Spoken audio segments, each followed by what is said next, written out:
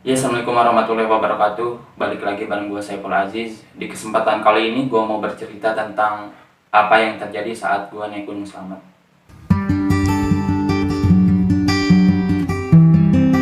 Bagi gue pribadi, Gunung Slamet ini adalah gunung yang cukup lumayan spesial karena pertama kali gue naik gunung di luar Jawa Barat itu naik Gunung Slamet. Gunung yang cukup lumayan tinggi dan masih banyak mengandung misteri.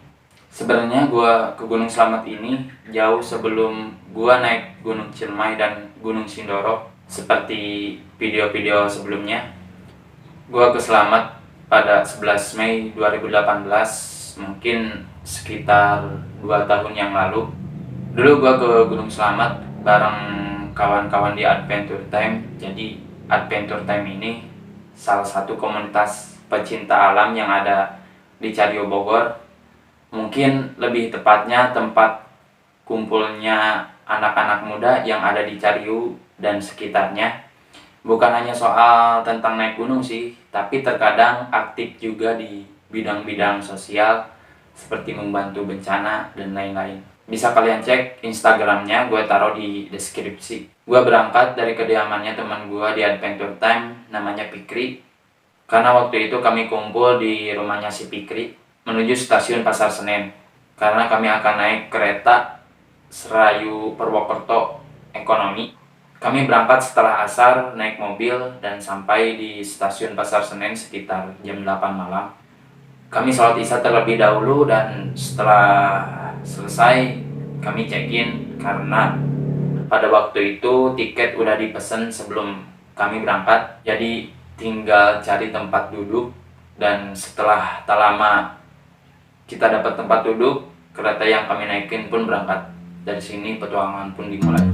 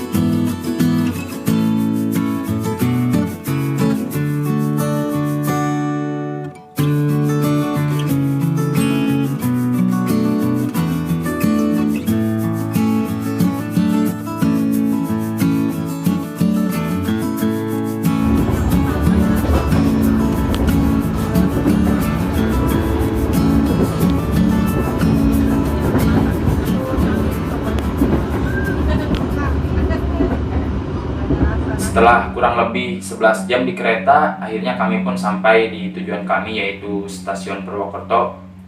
Pas sampai, kami pun istirahat sejenak di pinggir jalan yang kebetulan ada warung. Kami pun pesan makan dan kebetulan pada waktu itu kami belum makan.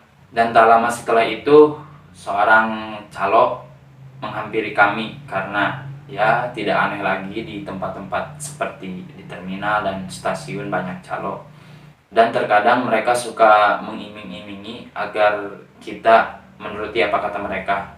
Karena waktu itu calonnya agak sedikit maksa, ya sudahlah kami menuruti apa kata dia. Dan setelah nego-nego, akhirnya kami pun diantar oleh angkot. Kalau gak salah waktu itu ongkosnya sekitar 50.000 per orang menuju base camp Bambangan. Setelah kurang lebih 2-3 jam, akhirnya kami pun sampai di base camp Bambangan. Lalu kami nurunin barang-barang kami, dan setelah selesai kami pun istirahat. Dan kebetulan hari itu hari Jumat, kami pun sholat Jumat terlebih dahulu. Dan setelah selesai kami pun packing, takutnya ada yang ketinggalan untuk kemudian melanjutkan perjalanan ke pos Simaksi. Dan ternyata Simaksi Slamet pada waktu itu cukup lumayan murah. seharga 15.000, dan di situ pun kami diberi arahan, dan setelah selesai kami pun diberi bibit pohon, lalu kami pun membaca doa sebelum berangkat. Lebih baik kita membaca doa terlebih dahulu sesuai kepercayaannya masing-masing. Doa dimulai, Al-Fatihah. Selesai. Adventure time. Dan kami pun jalan. Di pertengahan menuju pos 1 kami break di sebuah warung. Di situ pun kami istirahat, lalu berbincang dengan seorang pedagang. Setelah dirasa cukup beristirahat, akhirnya kami pun melanjutkan perjalanan. Sesampainya di pos 1 sekitar jam 4 sore, kami pun langsung bongkar keril, kemudian masak, dan setelah matang, akhirnya kami pun makan hidangan yang kami masak.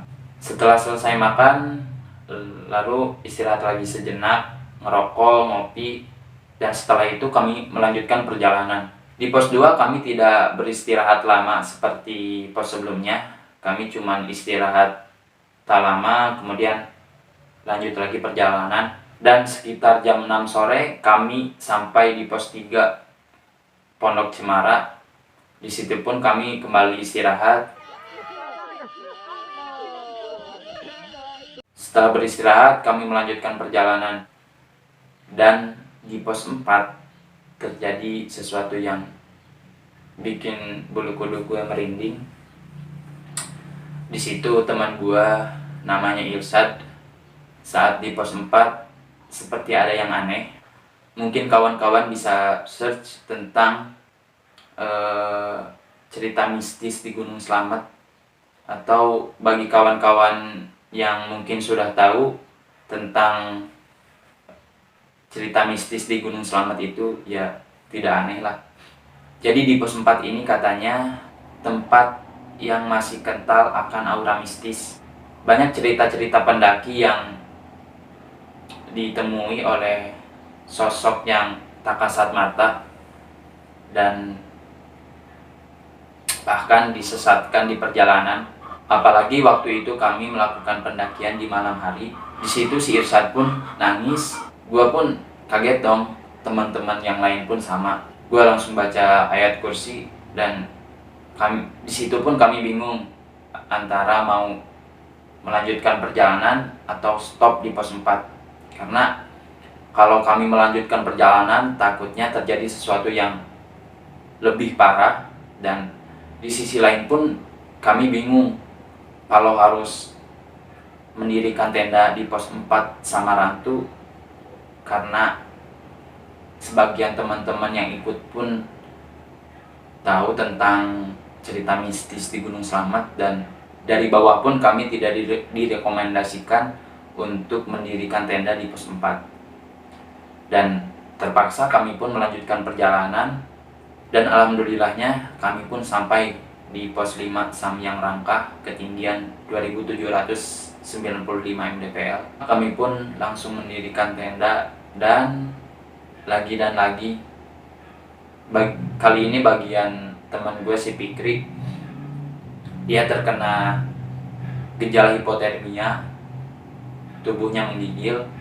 Karena memang pada waktu itu kami mendirikan tenda cukup lumayan lama, dikarenakan posisi pada waktu itu pos 5 cukup ramai. Dan setelah keadaan si Fikri membaik, alhamdulillahnya kami bisa beristirahat. Kami pun bangun cukup lumayan pagi. Setelah beres-beres, masak, makan, lalu kemudian melanjutkan perjalanan untuk summit. Kami berjalan, pos demi pos pun berhasil kami lewati. Jalur dengan trek berpasir cukup membuat ritme jalan kami sedikit melambat. Sekitar jam 10 akhirnya kami pun sampai di batas vegetasi Gunung Slamet. Kami mendaki, terus mendaki walau pelan tapi pasti, dan akhirnya puncak Gunung Slamet pun berhasil kami gapai. Di situ si Irsad pun memeluk gua, si Fikri, dan kawan-kawan yang lain dengan perasaan terharu dan penuh bangga, karena sedari malam pun ia belum cukup fit lah untuk melanjutkan perjalanan. Jadi bisa dibilang salut lah, karena fisik dia itu belum cukup pulih untuk summit. Setelah berfoto dan selebrasi, kami pun melanjutkan perjalanan turun ke pos 5 tempat kami camp.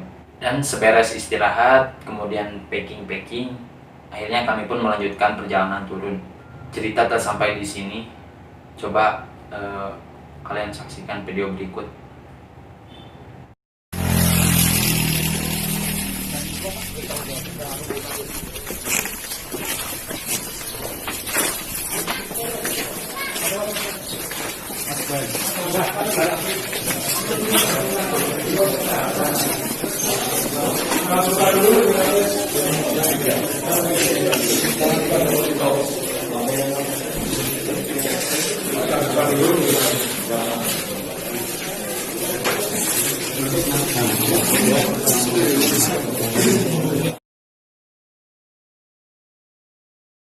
Ceritanya seperti ini.